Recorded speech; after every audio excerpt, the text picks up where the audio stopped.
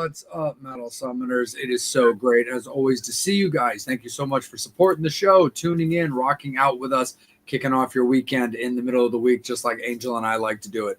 We really, really appreciate you guys, as always, for supporting the show, but more importantly, supporting our awesome guests and just totally having a good time. Great conversations, great times, great tunes, all that great stuff. We've got Angel, but we're going to jump right into the action with our guest this evening. You may know him from his own band. You may also know him from his family as well, but it is about Gavin. It is Gavin's time. Gavin Evick is on with us right now. First and foremost, Gavin, thank you so much, my friend, for giving us a little bit of your evening, man, and welcome to the Metal Summit. Of course, I've been looking forward to it. I've heard nothing but great things about this show and you guys, so I'm looking forward to it. Hey, man, we aim to please. And again, we really, really appreciate your time. But, we'll jump right into it because we know we have you on a little bit of a time schedule this evening. So we're going to have a little bit of fun. We'll jump right into it. First and foremost, man, talk to us like what you've got going on right now. How's everything going with your band? And what are your current plans based around what you're allowed to announce? Yeah, that key word, what I'm allowed to announce right now, because there's a lot of things, and this summer was a really, really successful summer with the band. We, for the first time, were able to take the show out to the West Coast. We played at the Whiskey A Go-Go with Faster Pussycat. We played Count Vamped out in Las Vegas. We played a lot of West Coast shows, especially with Warrant too and Lita Ford. And like I said, the summer was just a really successful summer. We released our single Young, Wild, and Free. And the music video for that, just got a lot of praise, and it was taking off, and it was on a good rotation on Hair Nation, and locally it did really well. And it took off for us to have a chance to kind of really tour the West Coast, and that was really awesome. And we've had a few shows this fall, but we're taking the winter right now to really write more good quality original music, to kind of push that more. We have a couple shows that haven't been announced yet, some really, really cool shows and festivals kind of lined up for this upcoming year. But we got about 3 to 4 really good high quality songs that we're just trying to figure out how to release the right way and create great buzz behind them. So that's what we got coming up. That's awesome. I have a lot to talk about. Yeah. No, absolutely, man, for sure. And so how did you get into music when it came to like your instrument of choice being like your voice? So of course, your family's very musical, and the apple doesn't fall far from the tree. But what was it about like singing in particular that really like spoke to you? Yeah, so I mean, it's kind of the same story of how I got into music. I've said it a few times. I really wasn't into it my whole life.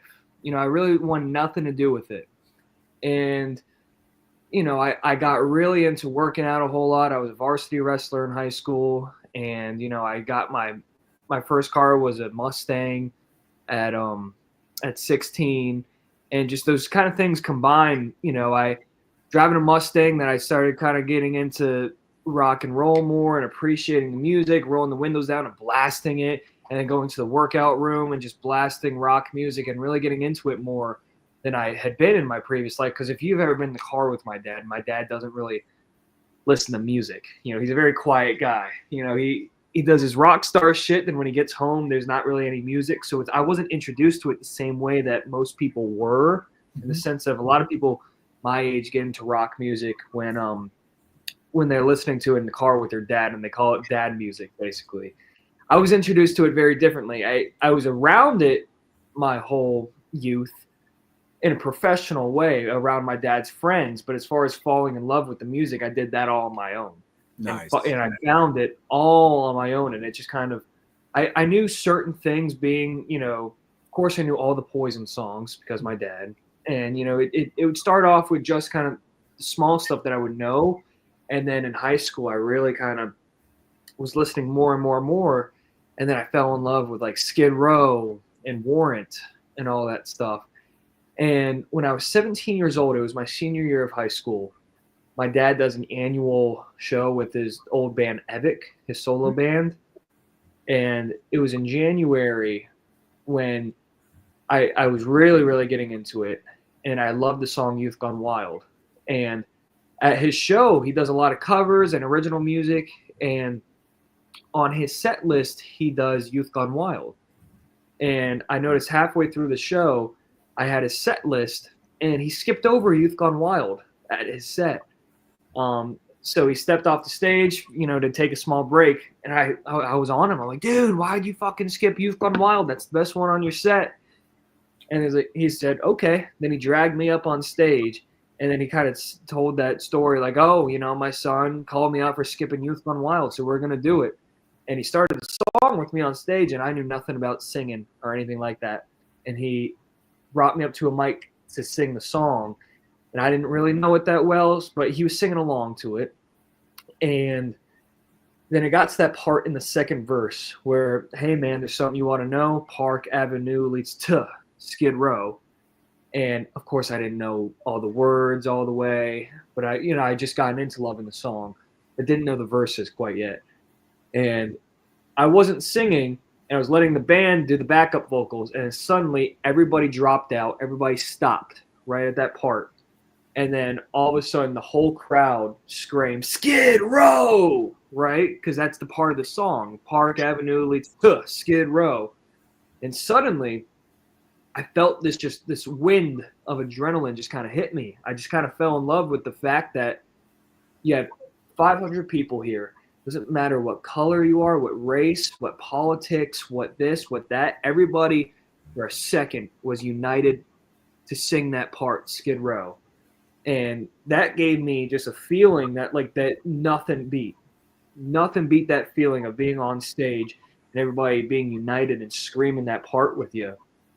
So I kind of dove more into singing after that. I started learning a little bit of guitar, and I know how to play guitar, basically.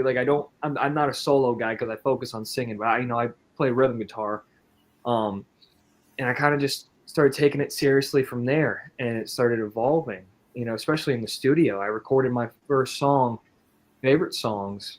I really learned how to sing when I was recording that song. It took about 6 months to make because we'd go into the studio, then I'd learn how to do this technique and that technique, and then I would come out and practice that technique for a week, and then come back and sing it again. And I also took vocal lessons from a guy named Tony Harnell, who sings TNT. Yep. So it kind of just evolved from there, and that's really how I got into singing. Is I fell in love naturally with the music, and he kind of I don't know what the term, like throwing a dog in the water and then he learns how to swim. Yeah, that's kind of what it was with me. He threw me on stage, and it was fucking awful. It was the worst performance ever because I wasn't really singing, but I kind of took that and I just really fell in love with it on stage, and I knew that that's what I wanted to do. That's awesome, man. Being around, obviously, with your dad playing the type of music that he does, not only with his solo band, but also with his, his national band as well. Was that just even before you got into the music as far as a performer and loving it the way you just told us with that story? Was the 80s rock bands just kind of the music you liked growing up as well? If you were listening to music just on your own casually, doing homework, just working out in the gym, or just chilling, was that the kind of stuff that you were into, or were you into more 90s rock or something or anything like that? No. I mean, I this is going to sound sacrilegious, but I really wasn't that big into just music in general. Gotcha. Until I really got my car, that's when it kind of started, is because both my parents weren't, big on playing music in the car. Like I said, my dad likes his silence when he doesn't have to, be loud. I mean, my mom would play, music, but from across, everything from 80s to modern. Sure. I wasn't a big 90s guy. But I knew some of the basics. But I say this to everybody, that I knew all these 80s legends guys as my dad's friends before I even knew what their music was. An example I say all the time is Cinderella and Eric Brittenham. Eric Brittenham's my dad's best friend. And I knew him almost as Uncle Eric Sure. if I could say that, before I even knew a single Cinderella song. Yeah. And then, as I was discovering this music more as a teenager, 17 and 18, I was like, Dad, this song's really cool. And he'd be like, you know who that is, right? I'm like, what do you mean? Oh, that's Tom Kiefer. Oh, that's Vince Neil. I remember going out to Las Vegas with my dad on tour when I was in middle school, and Brett and Vince were doing a show together. And I asked my dad, would I know any of this guy's songs? So like I would bump into, Vince Neil before I even knew a single Motley Crue song. So like I knew these people before I knew their music. So it's an interesting perspective that I think I have that's different than most people, is they know the music first, then like, oh my gosh, you're fucking Vince Neil, versus the other way around. I just bump into a guy backstage not knowing a single song. Right. So I think it's an interesting perspective, if that answers your question. No, absolutely, man. No, I think that's awesome. I think, Tony's great. He's been on the show. Our behind the scenes hosts, Psycho Steve, Steve and Tony are very close and stuff. And yeah. So I was about to comment on that. I saw in the intro, Psycho Steve. I know Steve. yeah, So I met him at M3. And you know Nice. what's funny is speaking of Tony Harnell, I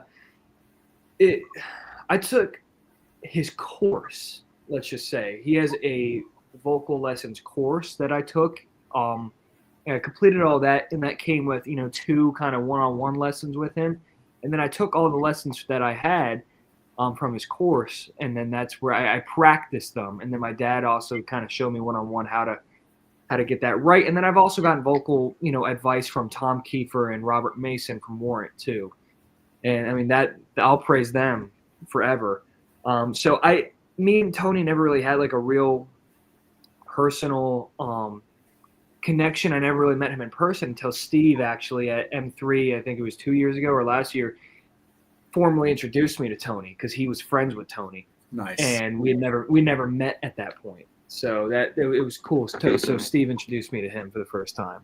Oh, that's awesome, Gavin. We love that for sure. Yeah. So like the really little speed version of this story, because like the story itself, it's pretty cool. It's pretty interesting, but it's not for a limited time type of thing. And I want to kick it up to Angel, but like, so we all got together and we're kind of introduced to each other at 2019's M3. Mm-hmm. And this guy, Max, wanted to put together this kind of established journalist podcast show and stuff. So he kind of like picked us all out from his various like contacts, or if he had met us and stuff like that. And he kind of wanted to do the show. So we all kind of put it together and launched ourselves as the M3 Summit, because our plan at the time was to focus on the upcoming M3 festival and those bands, or the bands that would play the M3 festival in the past or future, because that's the genre that we all really love.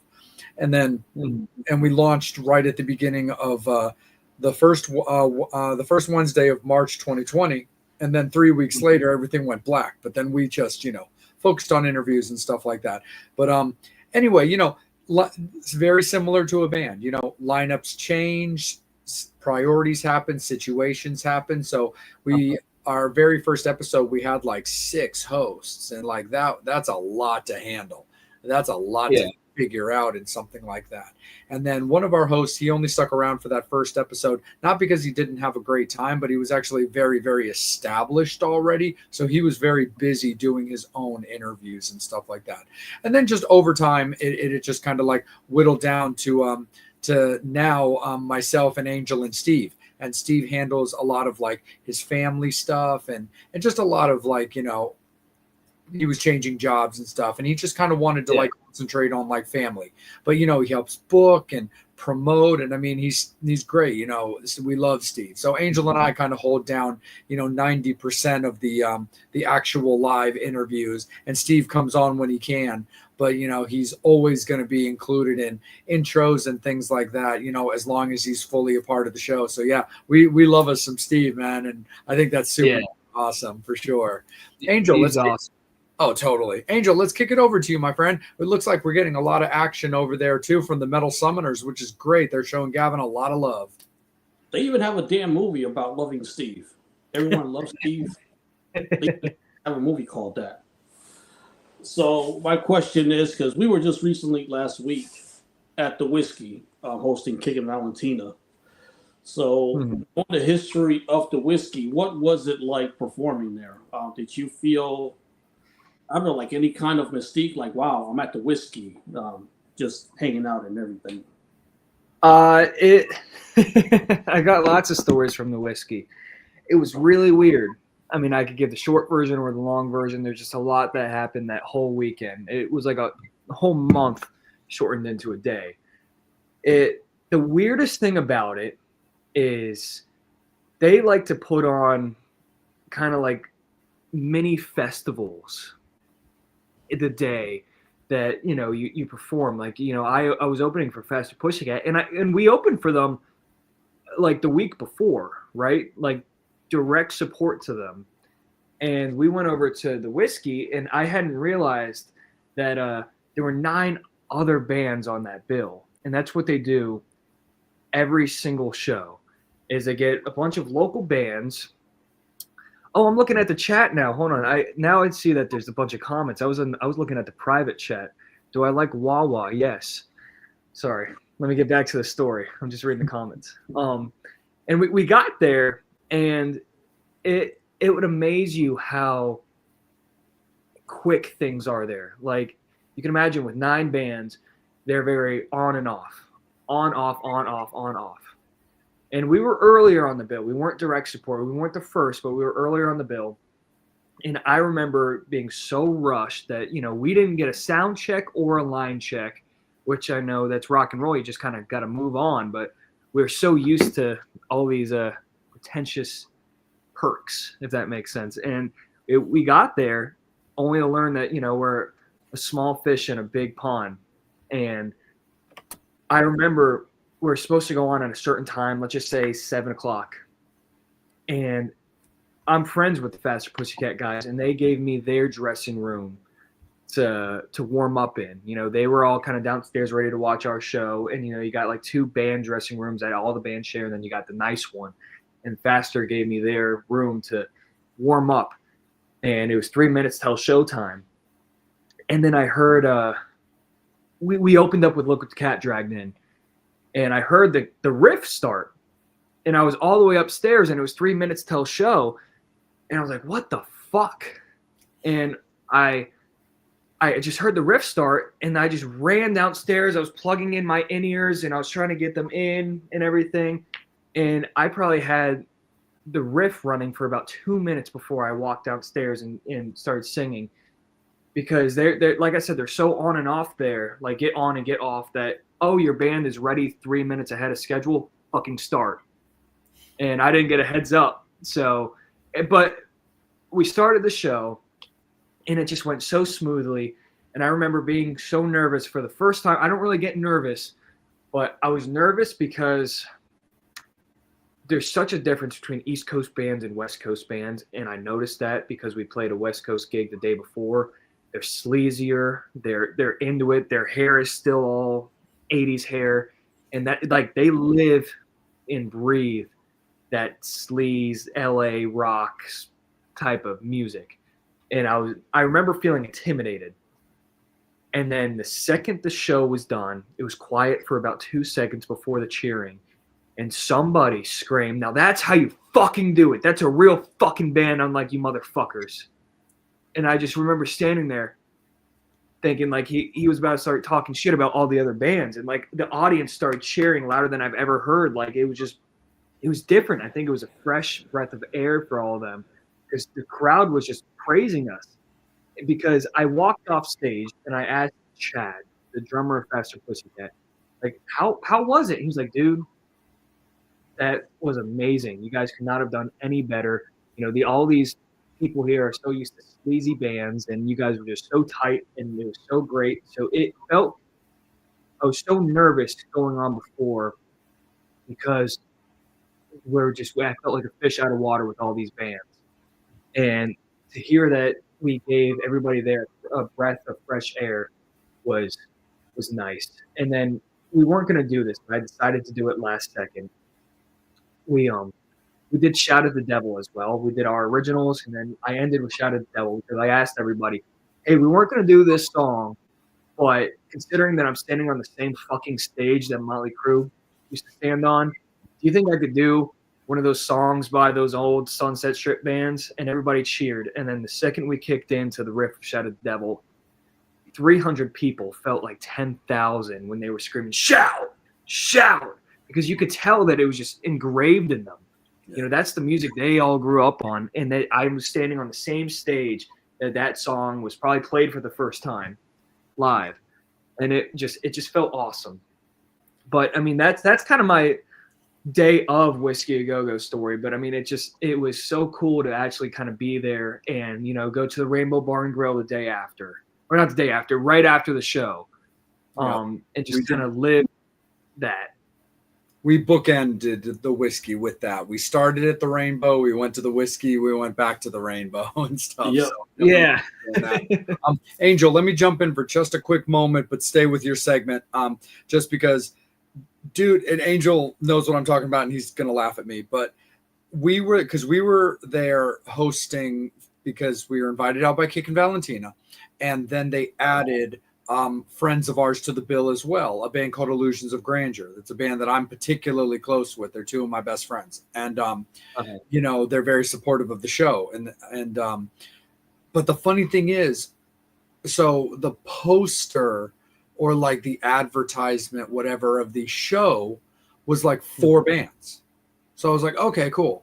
And we're hanging out at the Rainbow. The KV guys are there. We're meeting our friend Lori. You know, my wife's with me. You know, we're all just having a really good time. And you know, DK from KV had mentioned, it's like, yeah, dude, this band that is playing right now is pretty awesome, man. You should go check them out if you're able, if you have the time, after dinner or before dinner. And I was like, oh, cool, sounds good. And I was thinking to myself, I was like, damn, it's only like 5:30. They already got bands going.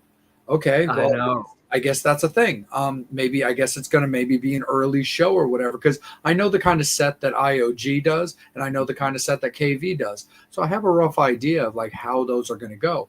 And anyway, so after we get done dinner and we get done, you know, talking to our friend, and headed over to the venue because I had messaged Chris, the bassist of IOG, and was like, hey, what time do you guys go on? He's like 8. I'm like, cool.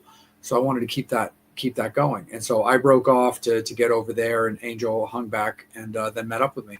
Mm-hmm. But it was that same thing for the whole show, because I kept getting lost in the show, not only just enjoying the live music, but literally, because I'm like, so I'd be like, okay, so IAG is about to go on. They're like, no, there's another band before them. I'm like, how? And then I'd be like, okay, this band's playing, because there was another band we really liked, which was one of the promoted bands called Prima Donna Rising. They were very cool. And I was like, oh, well, these guys are going on. I was like, oh, cool. So KV must be going on next. Angel was like, nah, dude, there's 2 more bands before KV. I'm like, what the fuck, man? Like, because I'm one of those guys too that, like, when I'm working a show, especially as like a host or a personality or whatever, I'm very much like a musician, where I'm like, I want to know my schedule. I want to know how things are going. I want to know how quick are going to be, because also, you know, me and Angel's job as well is to be on time and be like, we have to be on stage doing our intro stuff, hyping up the crowd at certain times.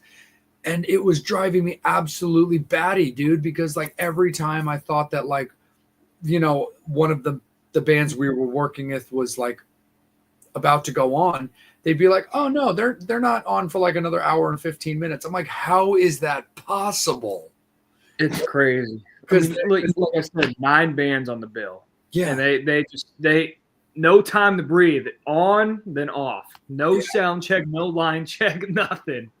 Dang. Totally. It was that same kind of thing, dude. So it's funny when you included that in your story, because I was like, well, that actually makes me feel a little bit better about the situation, because like my brain was melting at that show, because I felt like off schedule, and I don't like feeling off schedule, but I never knew that was my first whiskey experience. And so I was like, I didn't realize until you basically put it on Front Street that that's what they do. It's like, yeah, they'll promote the 4 main draws, but there's going to be like a halftime show in between, like Yeah. single set. That's so funny, dude. Oh my god! Right back Yeah. to you. I'll say this real quick. I see Kobe Reese is in the chat. Do you guys know Kobe Reese? Oh Oh, yeah. yeah. He's been on the show a bunch. We love him. Talk about being intimidated. I had my first headline show down in Northern Virginia at a venue called the Tally Ho. I don't know if you've ever been there. I haven't been there, but I know it. I've opened up for several bands there, like Lynch Mob, Firehouse, Lita Ford, all of them. And, it holds 700 people. And I finally, was getting enough traction in Northern Virginia to actually we were able to headline it. So we had our first ever headline show at the Tally Ho, and we had Kobe Reese open up, right? So he came all the way down to Virginia and he opened up the show, and we agreed that I do a song in his set and he do a song in my set. So I sang Smoking in the Boys Room in his set, and he sang Living on a Prayer in my set. And I remember watching him and watching his band, and I'm like, holy shit. And I walked on stage and sang the song with him. And as soon as the song got done, I said into the mic, whose fucking idea was it for him to go before me? Now I have to follow this up. They were so fucking good. Like, it pissed me off how good they were in a good way. Like they if you've ever seen them live, they are so tight. So I just got to give a shout out to Kobe if he's still in there. Yeah. Unless I've said fuck too many times and scared him off. But yeah, I didn't mean to interrupt. I just want to give a shout out to Kobe.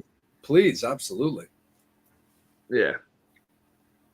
He lives like 20 minutes from my house. So Oh, really? yeah. That's awesome. Yeah, I know he's up in New Jersey. So I've got a chance to meet him quite a few times. He was at the Bret Michaels show also. he was there that same night. Yep. Yeah. So we're all together there. Yeah. Awesome. We should do a joint show, me and Kobe and all of us. Or a podcast. I'm saying that would be cool. Cool. Hey, that's a good idea. Well, I'm gonna talk him into it when I go to the show. Nice. But like, I'll buy. Are you seeing him sometime soon?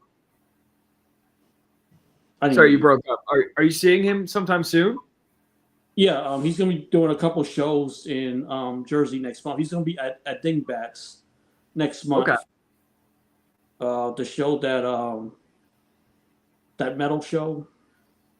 Oh yeah, with Don Jameson. Yeah. The other TMS guys. Yeah. I like Don. I love Don Jameson. He's great. He's always been super nice to me. Yeah, Don's awesome. Yeah, we played down at that Rock Island Festival down in Key West, and I didn't know he was going to be down there. And that was our first festival, and we were playing Youth Gone Wild, of course, full circle. And I saw him all the way in the back. I spotted him out, and I had never met him at that point, but he's been a big supporter, and he posted about our song when it came out, and he's a great friend of my dad's. And I saw him, and I ran right to him, and we were singing Youth Gone Wild together out in the middle of all the crowd. Me and him were singing Youth Gone Wild, and I ran back up on stage. Don's great, and he's always been super supportive of my music and young people in real live music too. So let's go, Don.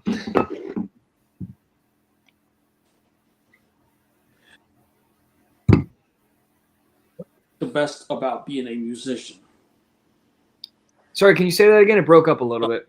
What do you like best about being a musician? The girls. No, I'm kidding. I'm kidding. I got a girlfriend.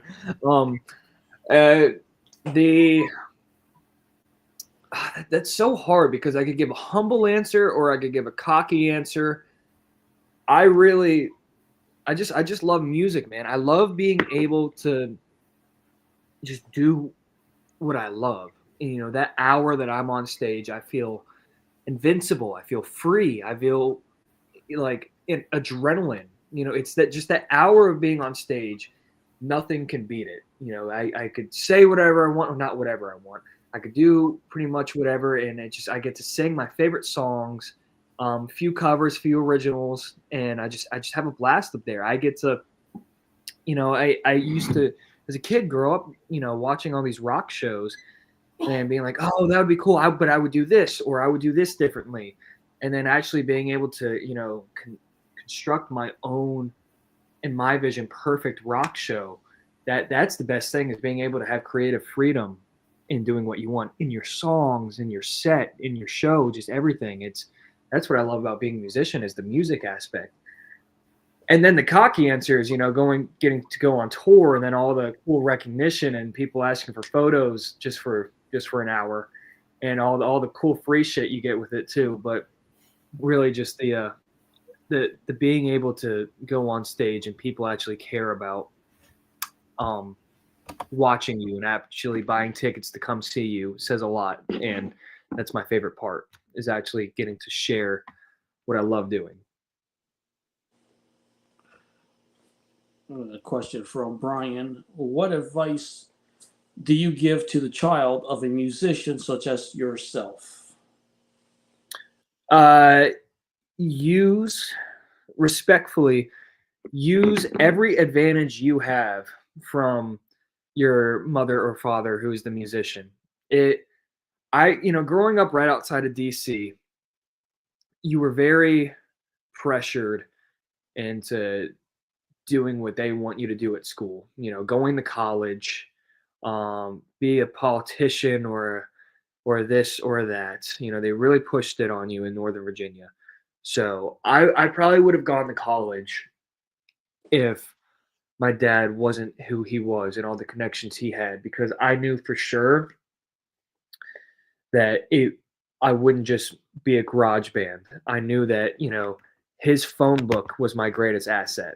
So if you have a father who's a musician or whatever, just a family member, take everything you can, take all the advantage you can, because it's cutthroat. It is not even the top 1% make it.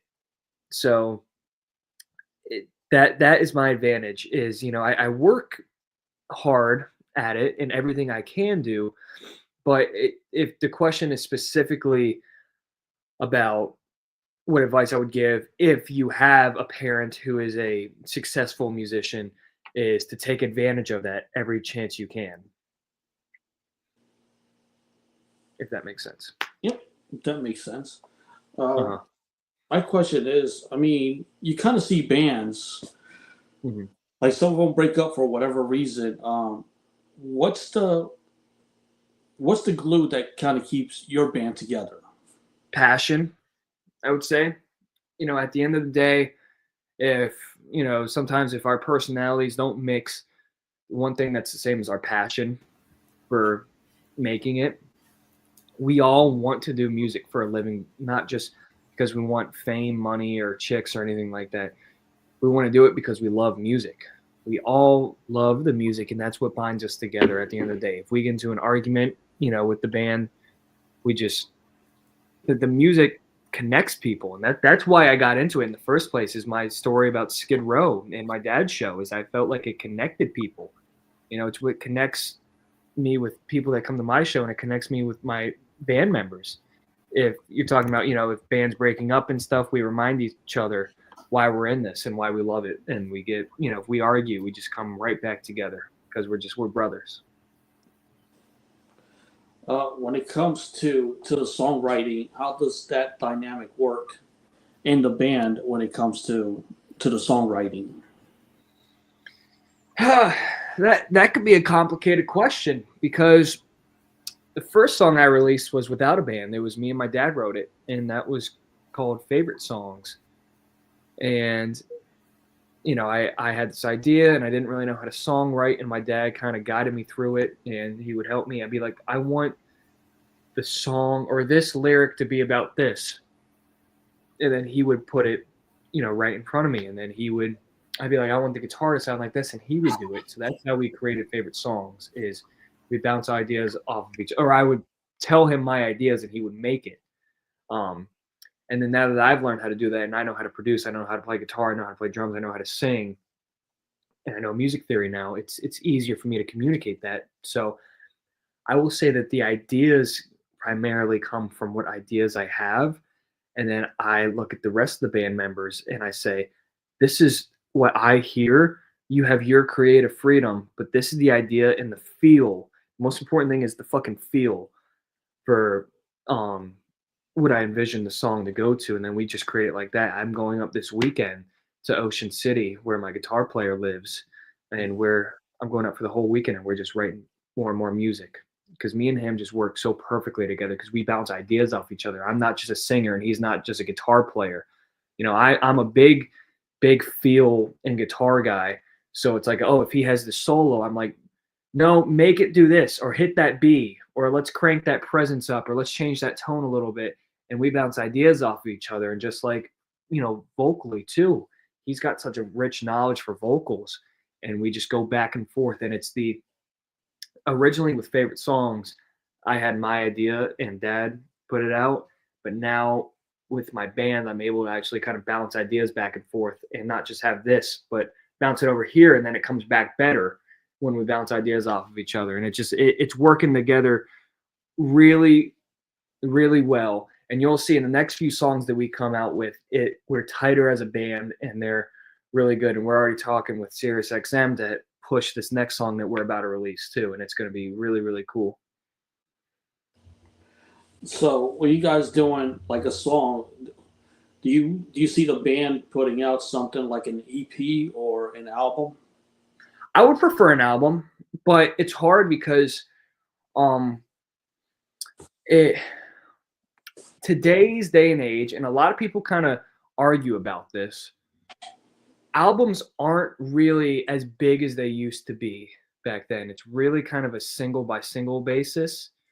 So we are putting out, a lot of times a band will, when they're, you know, looking to make an album, they'll be like, they need to make a quote or a quota, whatever it is, of 10 songs or something like that. And they'll have like 4 great songs, and then the rest will be kind of filler or B-side. And we're really focused on putting out, you know, a quality song, and we're doing it, you know, slowly. You know, it's like each song that we've released is very single based. You know, it could be a hit song if it really takes off. And the next 3 songs that we have lined up, you know, we're doing them slowly and make sure that they're the right song at the right time and they're released the right way. Like when we released Young, Wild, and Free a couple months ago, I feel like we did it the right way. We did it with a great music video. It came out at the right time because, you know, it was a few months before the election when everybody feels divided, and it was such a song about being united and being, you know, it was like young American hot summer basically, and it came out at the right time. And Young, Wild, and Free was in rotation with SiriusXM, so we made sure that it was released at the right time. And it's the same thing we're trying to do with the next few songs. Is we're not really working up towards an album, but we will release an album if we feel like it's the right time and the right place. And right now we're releasing single by single because I feel like if we were trying to meet a quote of 10 songs, and we'd lose some of the quality in about 4 or 5 of the back end songs. In my opinion, that's just my opinion. No, But we got definitely 3 really, really high quality songs of substance and like catchy choruses and fun riffs that are coming out within the next few months. I definitely want to get to this question by Tommy before I kick it back up to Jay. Okay. So really cool question. What's your favorite top 2 venues to play along the East Coast? And what is your favorite sound system as well? My favorite venue is the Tally Ho down in Northern Virginia. I mean, it always sounds great. It's always consistent. They got, you know, just a great team of people. And we had our first ever headline show there. It was fucking great. That's my favorite venue that we play at. But then there's been a couple others. We've done a couple other big shows. You know, our first ever show was at a place called the Salisbury Center, and they're great. I love them. I love the team there, and that's always fun. But I might have to say we also played a show in an arena called Ion Arena, and that was in Northern Virginia, and that was opening up for Brett. and that was really, really fun. So I'd say those two, Tally Ho and the Ion Arena, and then I would say the Salisbury Center is number 3. Cool. Yeah. Back up to you, Jay. Yeah, man, for sure. So, Gavin, for the next question that I wanted to ask you, I like to do a little segment that I like to call "What's in a Name?" And the thing that's kind of cool, I always like about talking to the talent about this is like, especially with nowadays, where like getting out there, branding, the ability to use all social medias that didn't exist, back in the days in the 80s and the 90s and stuff like that. What was it about the formation and the naming of the Gavin Evick Band as opposed to a band name? Because I released the first song, Favorite Songs, without a band, and it was just me solo, and it was just Gavin Evick. There was no The Gavin Evick Band, and it's a hard balance I'm trying to find, because there's some hard truths out there that get a little weird to talk about, but you might disagree with me, but I feel like the idea of the band is not as popular as it used to be. Sure. You look at most things, you go to festivals with modern artists and modern bands, it's all the artist's name with hired guns. And then you got a few cases where you got a real band like Greta Van Fleet and other things, but mainly it's really just the artist with their band. And I'm a big rock and roll guy, so I believe in the band, but I'm still trying to find a modern way to bring the rock band back, while also looking, if you look at all these festivals, especially country festivals, I mean, it's all artists, and not a whole lot of, the band. Now, you can pave way for a band name, but here's the thing: it's got to be so catchy, and it can't be cliche. And it's really, really hard nowadays for me to find a band name that's not cliche and catchy. I mean, obviously, if you think of Poison or Motley Crue, if somebody in the band presented those two names to me and they weren't taken, of course I'm going to take those names. I mean, if you got a band name that will stick with people and is really good, then I was looking for that, but nothing we were coming up with was great, and I feel like it's a safe bet to just have an artist name be in it, because it works. It works. It's a safe bet, because I feel like if you had a band name, it's got to be really, really good, or else it could just kind of be a turnoff. So that's kind of it. And my guys aren't hired guns. They're not hired guns at all. But I do run the band. It is my band, and I kind of make most of the decisions. I do most of the funding, or all the funding, and I do all the bookings, and I kind of do it all myself. And they're not hired guns. I split pay when there is pay. But I feel like it was a safer bet to just kind of go with the name, Gavin Evick Band. Absolutely, for sure. And talk a little bit about the design too, because we love the look of things. We love the look of logos, things that look good on T-shirts, things that look good on records, and you've got that sharp, that sharpness to the font. And what are some of your inspirations for that? You're looking at the inspiration for that, man. I know I am. Yeah, my dad's girlfriend Tina actually designed it, because she's great at designing stuff, and this was before I even released Favorite Songs, and it was just great. We incorporated a few things, because my thing is red and black. Red, black, and white are my colors. Especially red. Red's my favorite. And the most important thing is the V and the A. You got the A and Gavin, and the V and Evick are the exact perfect angles of that Van Halen V up there. So the Van Halen V is actually in my logo, and it's Gavin Evick, and the A connects to the V. So that was kind of the design for the logo. And then, as far as like the covers go, the single cover for Young, Wild, and Free, we filmed the music video in an amusement park, and I felt like it was coming out at the right time in the summer, and it was a very red, white, and blue theme. So that was kind of the design process for the logo and the single cover, you know. And Kobe's in there. Kobe, were you in there a minute ago when I was like hyping you up, talking about you for 5 minutes? I didn't see you respond then. To talk about, you also love doing the tally ho. Yeah. I love doing that show with Kobe. We got to do some more shows coming up. I see him commenting right now. Like 15 minutes ago, I was just talking about Kobe for like 5 minutes. I don't know if he caught that or if he came in and out. He had to hop off for a sec. Dude, I was talking about you like left and right, just talking about everything. How I felt intimidated to go on after you because of how great your band was. And I walked on stage to sing Smoking in the Boys Room with you. And I don't know if you remember, excuse my language, Kobe, but as soon as I was done singing Smoking in the Boys Room, I grabbed the mic from you and I said, who the fuck let me go on after this kid? Kobe, we did talk about having you and Gavin on a future episode together. That would be cool. That episode. Yeah, me and Kobe. Y'all can sing "Smoking in the Boys Room." We could do that. That was fun. I love doing those fun kind of bluesy songs. It was great.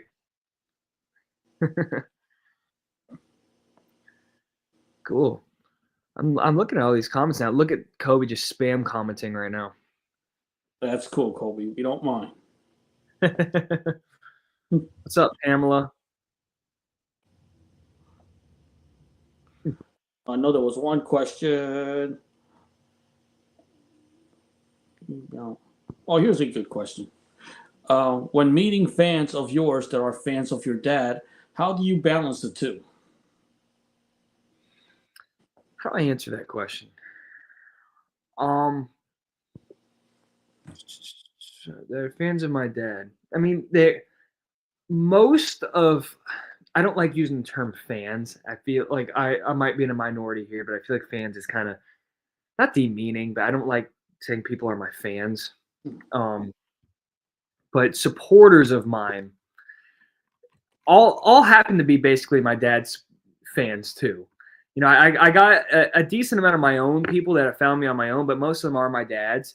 And I'm starting to kind of grow out of his shadow. And that's been, you know, a personal weird struggle for me in the first 2 years of doing music is trying to break out of that shadow of his and not be Pete Evick's son, but really be Gavin Evick. And I feel like over the past, you know, few months, it's really kind of grown up to now I'm doing the same numbers as him locally, you know, selling the same amount of tickets. And, you know, he'll have 40 years of experience on me.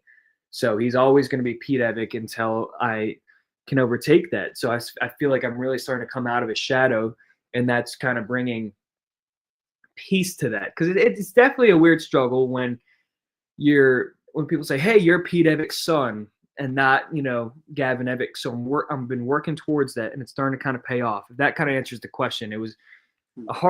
It's kind of hard to answer that question, but that would probably be my answer. And just we were talking about sound system earlier, but just kind of curious, how vital is the sound person when you go to a venue? Really vital.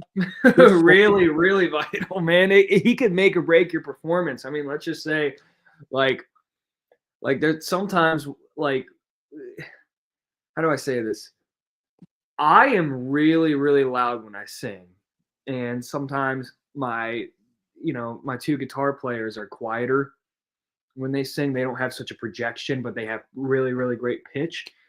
And, you know, sometimes, you know, like the mix could really fuck things up. I mean, if like sometimes we'll have like the sound guy, he'll bring everybody way up and they'll overpower me. And instead of like, let's just say Youth Gone Wild, where I'm screaming like Youth Gone Wild, you'll have one of my backup singers louder than me in the system say Youth Gone Wild and overpowering that. And that just, that could ruin it. Or when it's supposed to be just backing it up. Or, you know, if this is messed up, or if the kick drum, if you can't feel the kick drum and they don't know how to EQ a kick drum, that's a big, big thing. So yeah, the sound guy really matters. So when we're playing local shows, I definitely try to make sure I get my trusted sound guys. His name is Rusty. He's fucking amazing, and he'll make the kick drum punch, which is what you need, and then the vocals balance, because we're such a harmony heavy band. You know, we have 4 vocals going at the same time, and they all need to be perfectly mixed, if that makes sense, for it to get that perfect sound. Because if, you know, the softer guy that's doing a high harmony, like if we're doing Ain't Talking About Love, like Ain't Talking About Love, if he's louder than me in the mix, it makes it sound weak.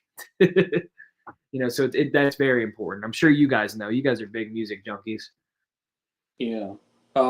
Speaking of time, just be respectful of your time. We're at the 51-minute mark, so we have you for 9 more minutes. So any final questions, feel free to shoot them, because again, we have you for 9 more minutes to be respectful of your time, which we appreciate. So, of course, yeah, if you look at the time, it's 51:50 right now.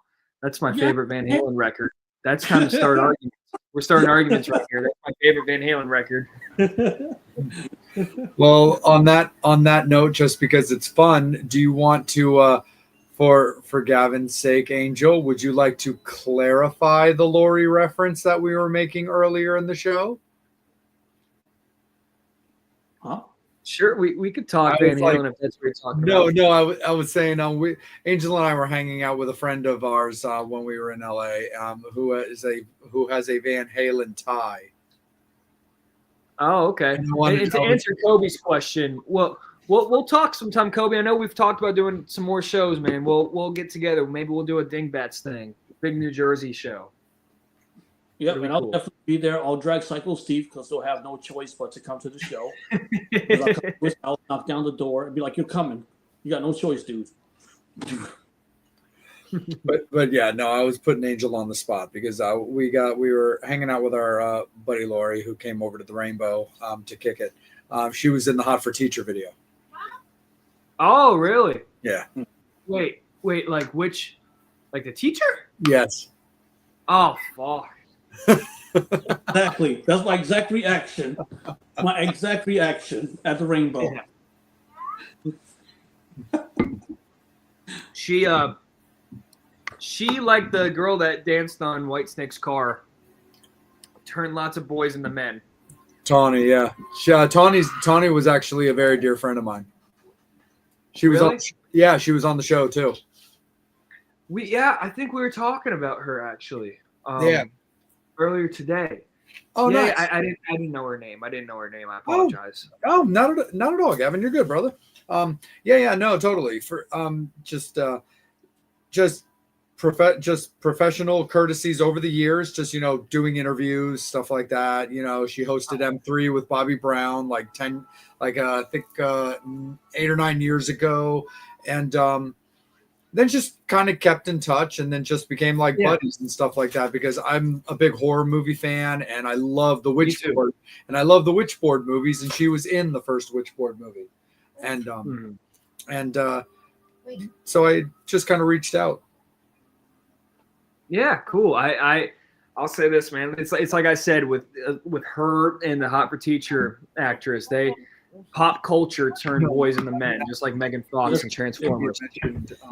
And every first day I would ask, I wonder what the teacher's going to look like this year. No, totally. That's who you met. But he sorry, you broke up a little bit. Do you think you could say that again? That every year I would ask, I wonder what the teacher's going to look like this year, and that got me in big trouble one year. I was like, why'd you say that? I'm like, well, hey man, what do you think the teacher's going to look like this year? And then in college, it was, I wonder what the professor's going to look like this year. I wonder if Kobe's still watching. Kobe, you got to go watch the Hot for Teacher video, and then go watch Transformers, and go see that Megan Fox scene. Yep. I'm playing around. Cool, man. I could talk Van Halen all fucking day. I mean, I don't know. Are you a Roth guy or are you a Hagar guy?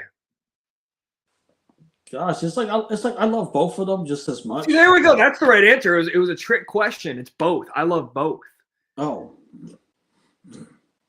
You know, I would say that 5150 is my favorite record. Then my second favorite would be Van Halen 1, and then third would be 1984, and then my fourth would be For Unlawful Carnal Knowledge. I love that record. Oh, come on, it's great. Dude, I mean, you could be a fan of both. Yeah. You know, so like I said, 5150 number one, then Van Halen 1, then 1984, then fuck.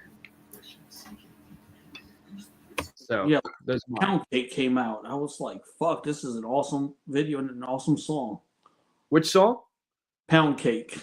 Pound Cake. Oh my god, it's a great song, dude. I remember. I don't know if you remember a few years back, Vince Neil broke his ribs, and he couldn't perform and all that. That was actually at Monsters on the Mountain Festival. It was the first Monsters on the Mountain Festival, and I was standing with my dad on the side of the stage, and he walked out and there was no tape on the stage and it was dark, so he fell off and broke his ribs, and nobody knew what happened. And this was like 3 years ago, and the band just had to keep playing. And his backing band is Slaughter. Slaughter is his, Vince Neil's solo band, and they were just playing Van Halen tunes for like 15 minutes. And I remember that they busted out fucking Ain't Talking About Love, and then they played Pound Cake. And for some reason, Lando had like a screw gun like on stage, and he was actually it felt like he's been waiting for it his whole life, and he kicked right into Pound Cake because that's the intro, is the woo, I think. So it was fun. It was cool watching Vince's band Slaughter playing Pound Cake. It was really cool. What? Anything final from you? What's that? Say that again. No, I was trying to ask Jay a question, but What? Go ahead, brother. I'm here. Anything final from you? Yeah. So when you look at obviously being on it, I'm gonna just keep it fun and flirty with Van Halen for my final thing. So Yeah. when you look at what Dave established, the heights with Sammy in the band when it came to the different musical writings, where it was a little bit more for everybody because it was a lot more love song oriented and stuff. And then even with, the album that Gary did, how do you look at it as a whole? Like, do you just, do you find that it's still, because how it started, Van Halen is still the gold standard as opposed to what Van Hagar was doing? And then just how do you look at that Gary album as well as sort of a final little part to the question? So we don't got to acknowledge the Gary album, but I'll talk about the first. I'm joking. No. Oh, it's all good. There's that song Josephina, right? That I think I like Josephina, if that's what the song's called off of Van Halen 3. But they're just so different. That the first 4 or 5, whatever, Van Halen records are so different than the Sammy stuff. But it's an arc, and it has nothing to do with Sammy or David Lee Roth. It's the arc of Eddie Van Halen. It didn't matter what the singer was. It's the way Eddie evolved. If everybody accuses the Hagar stuff of being so popish, and poppy, fucking listen to 1984. Tell me that, 5150 is more poppy than 1984. So it's the evolution of Eddie Van Halen's, musical ability, and he really dove into that synth stuff in the 1984 album. Mm-hmm. So it's an arc. Van Halen 1 is my second favorite record because of how raw and gritty it is. Like, my favorite songs are like On Fire. That last song on that record, I believe, is On Fire, and that was a great song. Ain't Talking About Love, Eruption. That album is Van Halen. When you think of Van Halen, you think of Van Halen 1, because that is what Van Halen was in 1978. But, it's just, I love how big 5150 sounded. You got, and I'm such a summer guy too. And you got Summer Nights, and you got, Dreams, and you got, Why Can't These Be Love, 5150. That, that whole album just screams summer. You could play that song or that record every day, in your car driving down to the beach in the summer. It just I love how feel good that album is, and for Unlawful Cardinal Knowledge too. I OU812 is all right, but it's not my favorite. But those two Sammy records, along with all the David Lee Roth stuff, is just great too. But I mean, it's more so than just David Lee Roth versus Sammy Hagar. It's the evolution of how Eddie progressed in his songwriting too. So it wasn't Sammy that made those songs poppy. It was Eddie that wrote all the songs. Sammy just sang on them. Right. No, for sure. And as like a final little part, Alex just put out a book. Do you have it, or do you want to read it?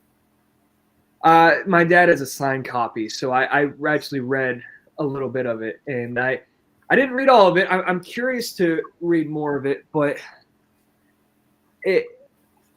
I think it's weird that he doesn't acknowledge Sammy in it. I mean, he doesn't have to. I know that they apparently aren't on great terms, and Alex isn't ready to forgive him, even though Sammy and Eddie came to terms before Eddie passed. And correct me if I'm wrong.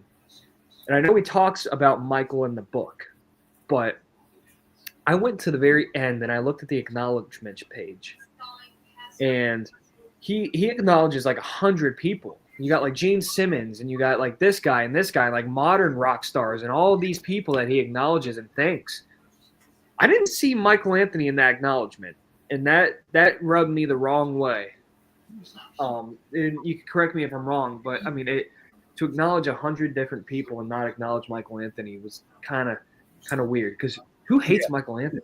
Everybody loves Michael Anthony. For sure. Everybody loves Michael Anthony. Absolutely. No, you're good, Gavin. There's no correction to be had. That's just very weird. Like, I don't know. I know nothing about the inner workings of any of that. So I won't speculate. I won't, accuse. I won't anything. But even if there's a nasty fallout, even if it's like a really bad one, I mean, the Twisted Sister guys have acknowledged that when they were brought back as a reunion show for the New York Steel event for the 9/11 fundraiser, when that happened, is that they were not on good terms, and the bass player Mark Mendoza brought a gun to their first rehearsal. He has a concealed carry permit, and but like, so D used to always say, dude, so don't tell me it's tough putting your band back together. When my guy did that. No, but anyway, like, even and I make light of it only because, hey, look, we ended up getting more Twisted Sister because of that. So obviously everything was fine. But no matter how bad a situation could be, you have a career due to the contributions of this person. And even just something as simple as in the acknowledgments is all that was necessary. He didn't write paragraphs. He didn't have to suck up by writing things that he might not necessarily mean, but just, a little tip of the hat to somebody who contributed to your success for really all of it, to be honest, because I've got a lot of respect for Wolfie, but it's Wolfie on one album, Michael Anthony on every single other one of them. So I don't even think he thanked Wolfie either in the acknowledgments. He might not have, and that's, if you guys have a book, take a look at it. There's a lot of names, right? And I didn't see both of them. So we'll definitely have to. I could be clipped. Somebody might clip this and prove me wrong, but I mean, and my whole thing about bands, having a hard time not getting back together or having a hard time getting together. Yeah. I'm not a big grudge guy. Sure. And there's been a few times in my life where I feel like life is too short. Mm-hmm. With maybe a family member, with bad health, or people around me dying too soon. I mean, especially with, a lot of my dad's friends and peers. I mean, even just this year alone, God bless them, fucking CJ Snare and Yeah. Jack Russell. People passing way too soon, and it just feels like life is just too short to hold grudges. And it just sometimes it's weird to me where it's like how much can happen that that some of these bands being even 60 years old, not being able to really kind of pull it together. Skid Row's a great example. I'm not going to get political on Sebastian Bach and how big of a mess he is, but I mean, part of me just thinks like, can everybody just kind of keep it together and just, you don't have to get along, but maybe do something for the fans at least, because you guys brought each other up. Skid Row is not Sebastian Bach, and Skid Row is also not Rachel Bolan. Skid Row is Skid Row. Right. And you can take a band and move on. Like I think there's good examples like Van Halen. I'm glad that I got both eras of Van Halen, Sammy and Roth. But I just feel like life is too short sometimes to hold, grudges like that, especially when you are in the fucking mansion that you're in because of your peers. Right. Yeah, no, 100% for sure. But Gavin, thank you so much, my friend. We definitely want to keep you on schedule, and we appreciate the courtesy minutes to have a little bit of a fun chat about that final topic. But the biggest thing for Angel and I is always that you had a good time on your show, on your episode, and talking with us. You felt respected, you enjoyed yourself, you liked the questions that were asked, and you felt that in some way it's beneficial to yourself or your band. Yeah, of course. I always like when I could open up and kind of talk about, even my musical stuff like Van Halen, talking about Van Halen. I could talk about Van Halen all fucking day. Absolutely. Just shit like that, So I appreciate, especially that it's not just like an interview, it's a conversation. 100%. It's great. I was looking forward to it. Awesome, man. Yeah, and Angel and I are big conversationalists. Like, we enjoy fun conversation. But before we wrap it all up and cut everybody loose, please, Gavin, where can you and the band be found? I mean, you can find us on our socials. You can find me personally, just at Gavin Evick on everything, or you can find the Gavin Evick Band. 2 separate pages. It's just there. Website too. It's just all, you can find it easily at Gavin Evick or the Gavin Evick Band. Right on, man. Absolutely, for sure. Metal Summoners, thank you guys so much. We really appreciate you guys tuning in. Great questions, great involvement, all that stuff, Summoners. We love you guys. You're absolutely fantastic. Make sure that you're supporting Gavin and the Gavin Evick Band at all of their socials. Just like he said, get out, watch him perform live. Kobe, welcome back to the show, buddy. Thank you so much for participating. We really appreciate you, brother. And of course, to all of the other peeps that got involved, Lisa, Amy, Tommy, and everybody. We really love that you guys get so invested in the guests and like to have a good time with them. So make sure also that you're following the show to help us continue to grow as well and have Gavin back on the show. He's always welcome, and also continue with great guests as well. Make sure that you're especially following the Metal Summit on Facebook and YouTube. That's where we're live. That's where you're looking at Gavin right now. But also make sure that you're following us on Instagram, because that's where we do our initial guest announcements, and that's where you hear about things first. You can follow Angel at Angel Alamo 78 on Instagram. You can also find him on Facebook. You can also find me on Instagram at Salem.vampire, and I can be found on Facebook as well. Make sure that you're following Psycho Steve at The Real Psycho Steve on Instagram, and he also has PsychoStevePresents.com, his personal website for everything he does. But thank you guys all so much. Shout out to the Mad Shad of the Mad Shad YouTube show. He's the one who put together our intro, and we always appreciate him for that. But you guys have yourselves an absolutely fantastic rest of your evening. Thank you so much for supporting Gavin on tonight's episode, and thank you for getting out there and rocking out with him, whether it's at Tally Ho, whether it's the whiskey, or all the places in between. Guest announcement for next week's episode will come over the weekend, and we'll see you guys in the week. On behalf of Gavin Evick, on behalf of Angel Alamo, and on behalf of myself and Psycho Steve, we will see you guys in a week. Have a great rest of your week. Have a great weekend. Be good to each other. We'll see you guys a little bit later. As always, you've been watching the Metal Summit.